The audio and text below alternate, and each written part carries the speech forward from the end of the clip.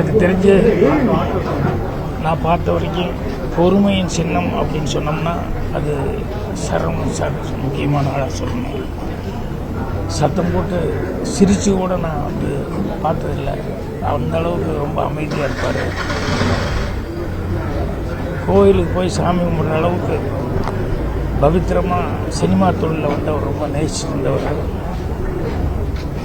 நான் முந்தான முடிச்சு கதையை எந்த பேப்பர் பேனாமல் இல்லாமல் ஃபுல்லாக டெஸ்டிச்சு சொன்னதை அவ்வளோ ரசித்து கேட்டார். அது எந்த பேட்டியாக இருந்தாலும் எல்லா ஃபங்க்ஷன்லையும் அதை திருப்பி திருப்பி சொல்லிட்டு இருப்பார். அது அவர் ரசித்ததை விட அவர் அவங்க அப்பா பெரியவர், அவர் இருந்து அதை கேட்டிருந்தா எவ்வளோ சந்தோஷப்பட்டிருப்பார் அப்படின்னு சொல்லிட்டு அதைத்தான் ரொம்ப பெரிய ஏக்கமாகவே சொல்லிக்கிட்டு இருப்பார். ஸோ என்னுடைய பர்சனல் லைஃப்பில் நிறையா சுக துக்கங்கள் எல்லாத்துலேயுமே அவர் தோள் கொடுத்து நின்றுருக்காரு.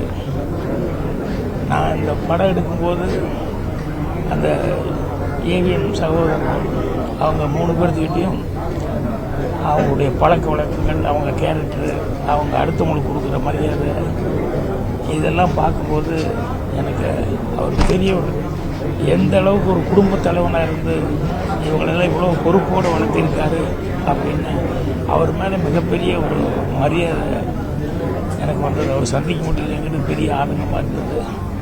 ஸோ எல்லாத்துக்கும் வர்றது சரவணன் சாருக்கு வந்துருக்கு.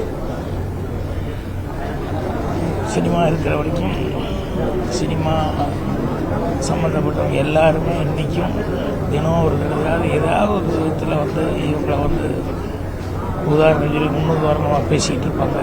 ஸோ சரவணன் சார் ஒரு குடும்பத்தாருக்கும் சொந்த பந்தங்களுக்கும் நண்பர்களுக்கும் எல்லாத்துக்குமே என்னுடைய ஆறுதல் தெரிவிச்சுக்கிறேன்.